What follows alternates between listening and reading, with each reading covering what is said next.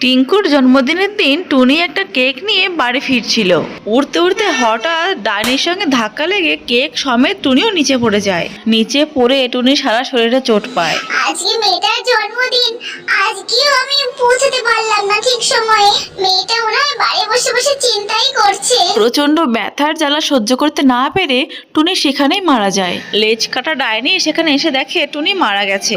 টুনি মরে যাওয়ায় টুনির রূপ ধরে লেজ কাটা ডাইনি কেক নিয়ে টিঙ্কুর কাছে যায়। কিরে টিঙ্কু, কেক নিয়ে আজকে সঠিক সময় এসেছি তো?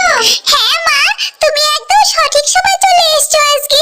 আমি খুব খুশি হয়েছি। কেকটাও খুব সুন্দর হয়েছে। শুধু কেকই নয় টিঙ্কু, আজ তোমার জন্য আমি অনেক ভালো ভালো খাবার এনেছি। সব খেতে হবে কিন্তু তোমার।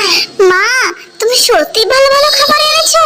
টিঙ্কু তখন মনে মনে ভাবে, আমার মায়ের কাছে তো বেশি টাকা নেই, তাহলে মা এত ভালো ভালো খাবার, এত সুন্দর কেক কোত্থেকে আনলো? সে যাই হোক, আগে কেক তো কাটি। কেক কাটা হয়ে গেছে, এখন খাবারগুলো তাড়াতাড়ি শেষ করে নে তো। এত ভালো ভালো খাবার দেখে লোভ সামলাতে না পেরে টিঙ্কু সব খাবার খেয়ে নেয়। বেশি খেয়ে ফেলায় টিঙ্কু সেখানেই ঘুমিয়ে পড়ে। সেই সুযোগে ডাইনি নিজের আসল রূপে এসে টিঙ্কুকে কপ করে গিলে খেয়ে নেয়।